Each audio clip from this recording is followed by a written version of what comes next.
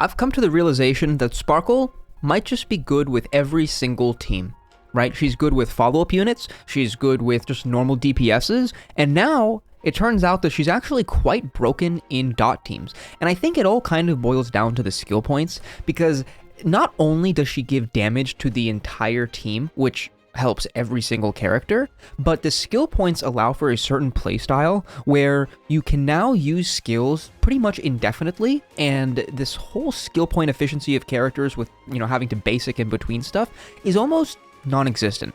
Now, there are some arguments that, Sparkle doesn't actually give you too many skill points because then you have to skill with her every single time you use her. However, you have to put that into perspective of, for example, using a Bronya. Because if you use a Bronya, even if you were to go with the most hardcore Bronya build, right, 180 speed, where you go basic skill, you're still at -1 skill point, where Sparkle leaves you with +1 skill point. And in the event where you're just using a normal Bronya, right, that just acts twice per turn, then that's going to be -2 skill points. So Sparkle giving you skill points is such an cool and, optimal part of her kit that it makes it work with dot also. So let's get into the dot builds and let's see how I built this team to fight, I believe, MOC 11. So, Black Swan is on speed boots. She is fast. Now, you would normally want to go on attack boots just to maximize Arcana damage. However, because the follow-ups from Kafka need to be triggered somehow, using Black Swan and having her act twice per turn is very important. Although, if you can build her without speed boots, then even better. Now, Kafka is on a Kritka build, and that is one of the reasons why you can take advantage of the crit damage boost and the action advance. Now, note that was an energy regen rope on Kafka. Using an energy regen rope was pretty much just to make this zero cycle doable. However, it almost acts as you kind of increasing your ultimate uptime, which then increases your Arcana triggers. And that's why I did opt for a energy regen this time, even though we are going for a damage build on Kafka with the Kritka build. Now, Sparkle is 136 speed. I did have 132 speed on Kafka. Reason being is that since her signature light cone will give her 4.8% speed, she will actually outspeed Sparkle on the first turn as long as we use her technique. Now, Sparkle will only be acting twice, and now that's why she's on Dance, Dance, Dance, because the Dance, Dance, Dance is actually going to push all of our characters to the front of the line and then allow us to build up those Arcana stacks before the enemy's turn starts.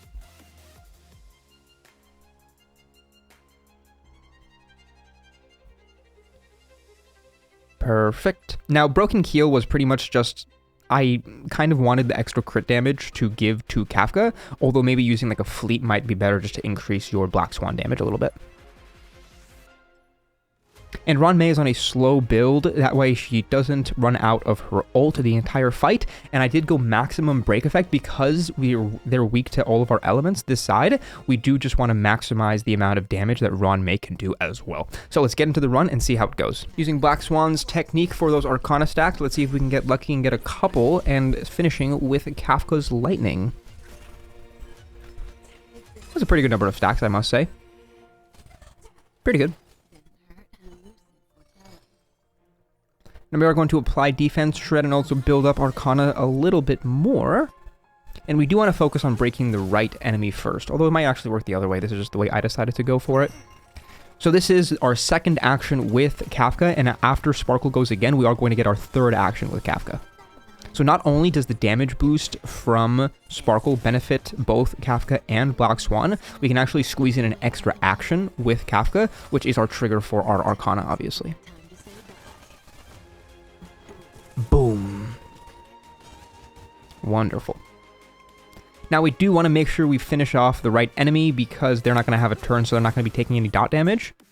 And now we will basic again, that way we do get a little bit more energy from Kafka. It's also important that Kafka kill the enemy there because then she gains energy twice from the kills.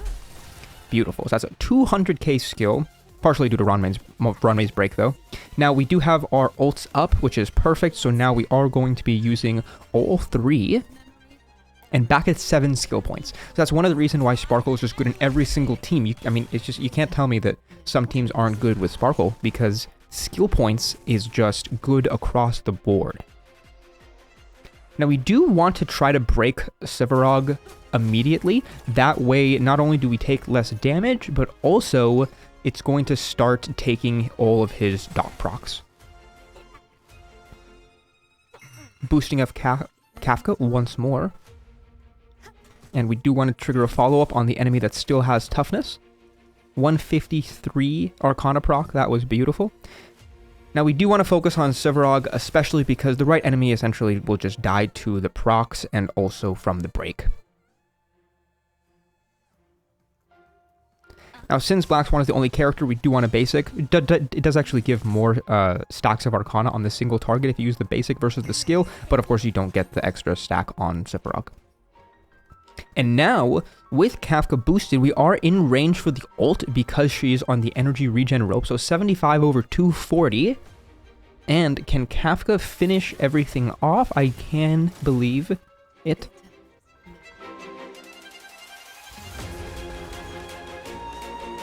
I can hear the violins and the piano.